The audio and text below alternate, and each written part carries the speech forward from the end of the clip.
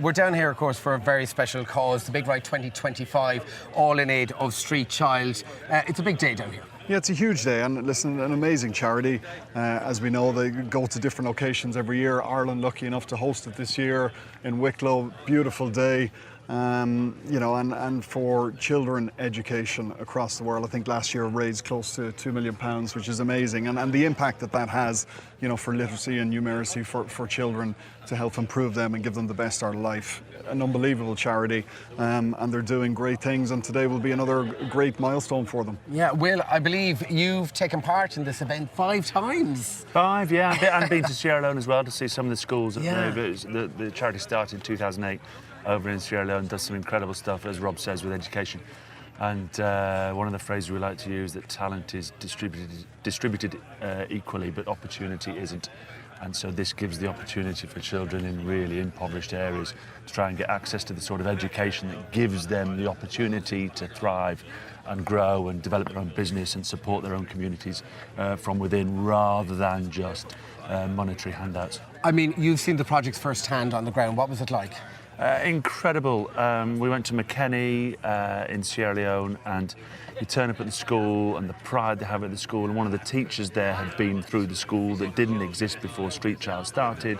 Street Child set the school up, the kids go through the school, and then a lot of them come back and then educate the next generation of children to give them the opportunity to thrive and survive. So it's a wonderful, wonderful charity. And then over the course of the last 5 years, we've been Holland, Belgium, we're in Ireland this year, we've done the UK, Belgium, the cobbles.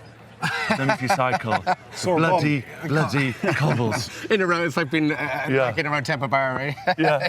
in Dublin. I mean, what was the standout moment for you over the last 5 years, I suppose, in terms of cycling? Falling off the cobbles at least 3 times. The standout moment would probably be, I think, do you know what? Shared endeavour.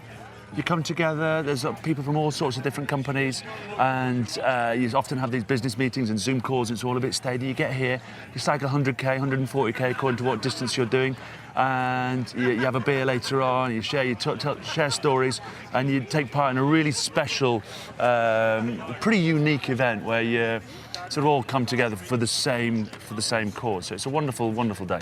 I mean, you told me you've done a lot of training. You haven't done many races, so... Last time I was on a bike was this time last year. My bike's over there, probably still staying in the same gear when I threw it into the crowd, saying, I'm never getting on a bike again. And here we are. And here we are. Rob, let's talk all things rugby, and a massive win for Leinster over the Bulls at the weekend in the URC.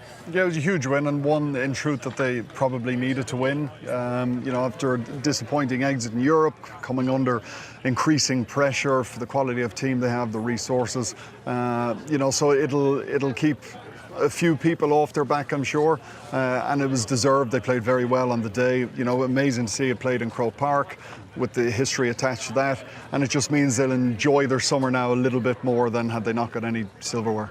Yeah, I mean, 46... I'm just wondering on that. Will they only get off their back when they win Europe?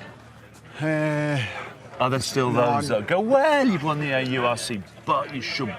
I'm not trying to... It's a fair question, and I think, in truth, the team probably themselves judge Europe as whether the season has been a failure or not. Feels a little bit like Man City, the Premier League's you've got to get the Champions League. Yeah. Valencia sort of feels like the Champions League's everything. And I think with the South African teams in it now, it's a much more difficult league to win. So, in the past we would have not belittled winning the league, but it might not have had the same aura, prestige attached to it. There's definitely more of that there now. But Europe is still the big one, and it's the one that the players and coaches themselves will hold themselves accountable to. And a big one for Leo Cullen as well.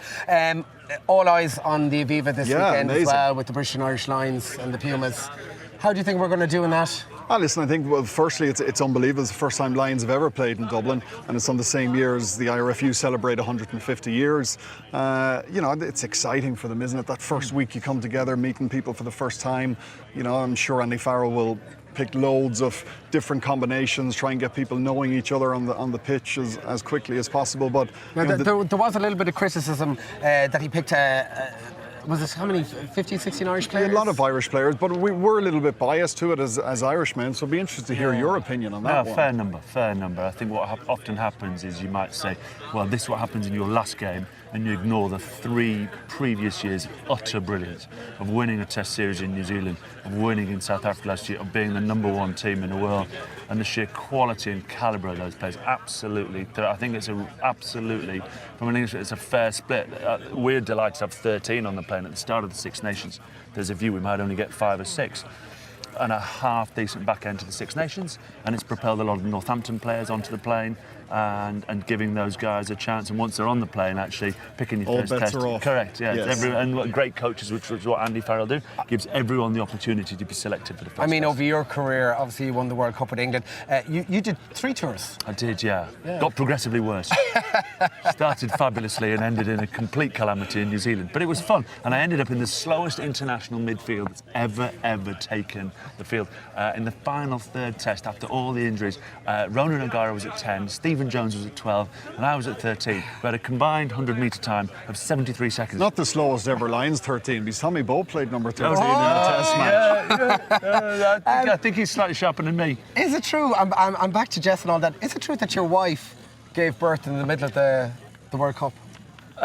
So that's an interesting, slightly story. So I came home. You came home, yeah.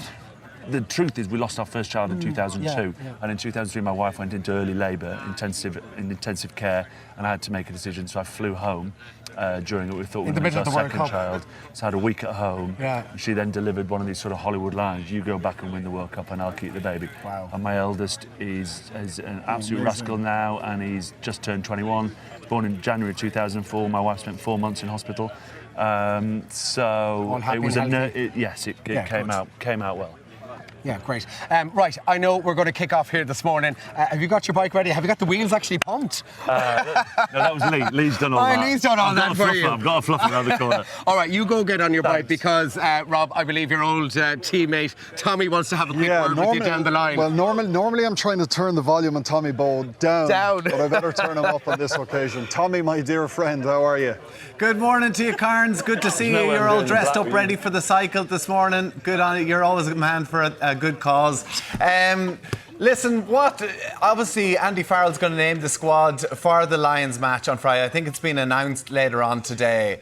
What are you expecting from this Argentina team? Do you think that it's going to be a potential banana skin for the Lions? Do you know what, Tommy? I do, and you'll know this from the first few weeks of Lions getting together, that it takes time for the team to gel and to bring all the relationships together and understand the different players you're playing alongside. Argentina obviously know each other very well. They'll come with a huge amount of passion. They'll be relishing this experience of playing the Lions for the first time ever in Ireland. So it's going to be a great occasion, huge event. The atmosphere is going to be whopper, and I think Argentina will really fancy themselves. And then, of course, Joe Schmidt is the head coach of Australia, going down under. We were both there in the last tour in 2013. It's an unbelievable place to tour. The amount of Irish that are travelling down, people from all countries as well. It's going to be an amazing occasion for the next couple of weeks. Are you going down? No, I'm not, Tommy. I'm not going down. I was in Australia at the start of the year, and then I had some World Rugby stuff in Hong Kong to do as well in March. So decided to take the summer off this time, spend it at home with Jess and Bobby, and get ready for impending arrival number 2. So no, to be honest, I'm happy enough to watch it from the couch back here. Are you going down yourself? I am hoping to go down for a couple of matches. Yeah, looking forward to it. It's going to be a cracker. I have... Lucy doesn't know yet, does she?